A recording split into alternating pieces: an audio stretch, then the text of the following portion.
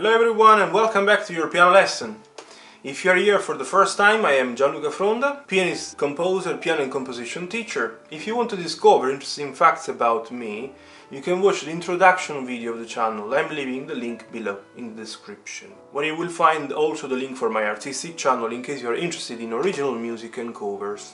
Going back to the Piano Lessons to Go channel, don't forget to subscribe and to share also with your friends if there is anybody that is interested in piano music. Let me know also about yourself when you started studying, your experience. Now time to go to our lesson. So the day after my birthday, you can see definitely from what is behind me, I am going to play for you the dotted quarter notes in 3/4 or dotted crotchets in 3/4. The piece is called Song of the Brook. We are obviously on the John Thompson Thesis Piano Course Part 4.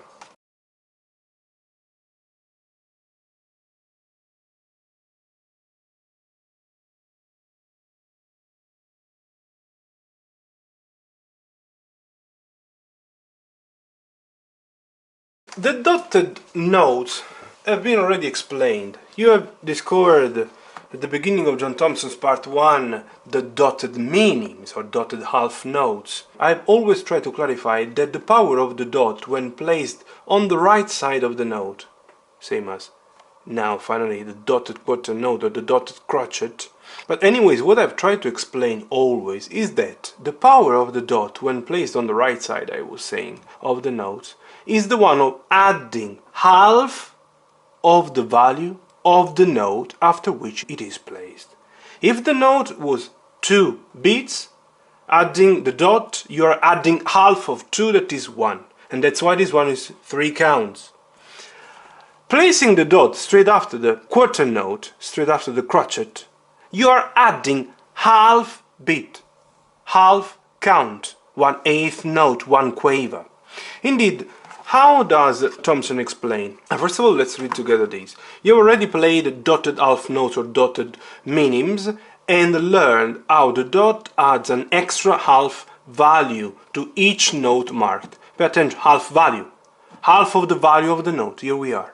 A dotted quarter note is equal to 1 full count plus the dotted quarter note is the dotted crotchet is equal to 1 full count plus 1/2 of the next count.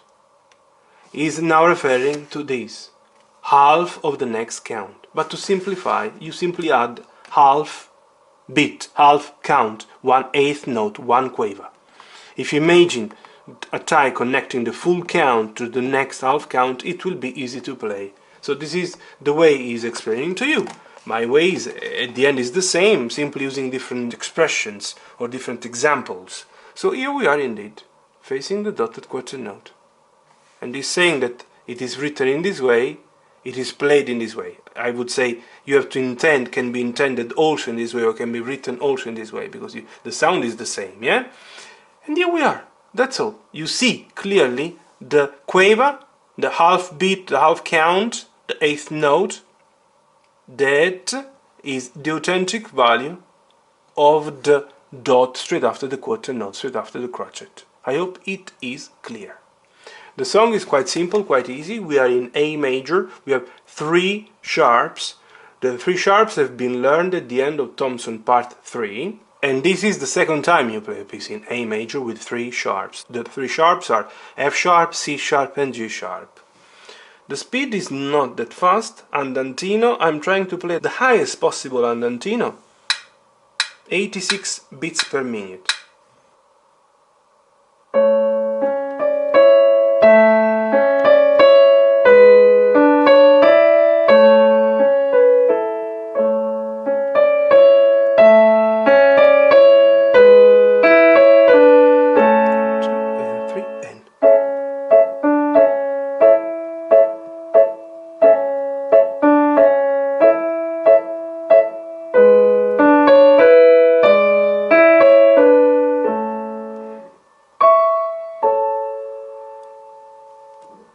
Now I want to play it very slow in this way. I will let you understand that these notes, these quavers, straight after the dotted crotchet or dotted quarter note, are falling exactly on the end of 2. 2 end, okay? Doing it very, very slow now for you.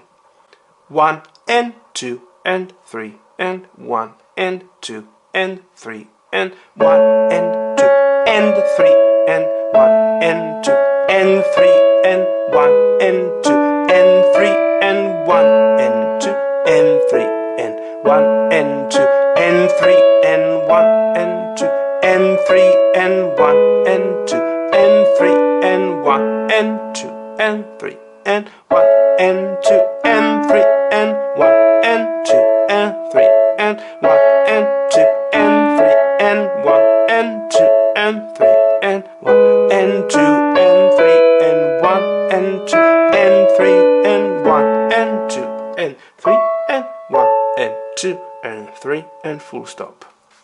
The very interesting thing obviously is that we are facing also staccato notes, and as I have already mentioned at the beginning of John Thompson's part 3, in some of the pieces where we had the staccato, we had some dotted notes, I have tried to clarify in my way that when the dot appears above or below the notes, it generates a staccato. The staccato is doing the opposite. If the dot on the right side of the notes is adding value, when it is above the notes, is reducing the sound, is taking off sound. But the difference is that we are adding value. Here we are not taking off value, we are taking off sound. We are drying out a little bit the sound. We are cutting off sound. You play on the downbeat.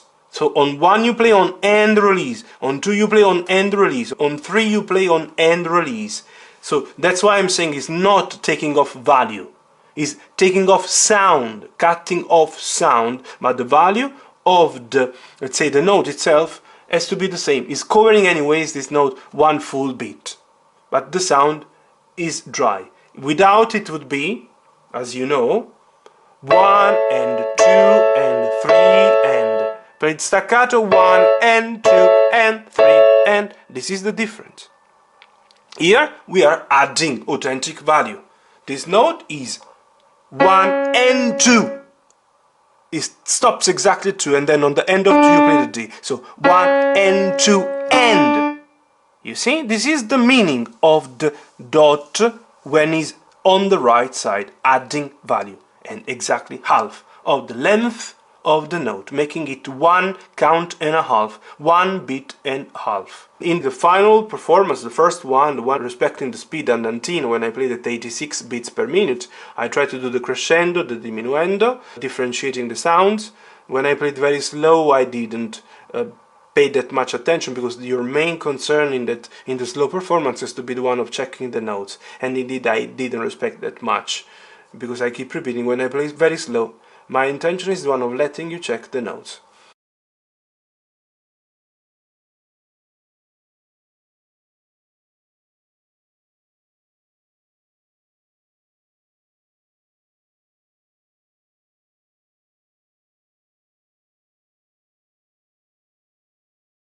So, I don't think that there is anything else that should be mentioned today. Please let me know if you are appreciating my tutorials. Thank you very much to all the students that are subscribing. If it's the first time you're landing on my channel thanks to this video, don't forget to subscribe, and see you in the next one. All the best.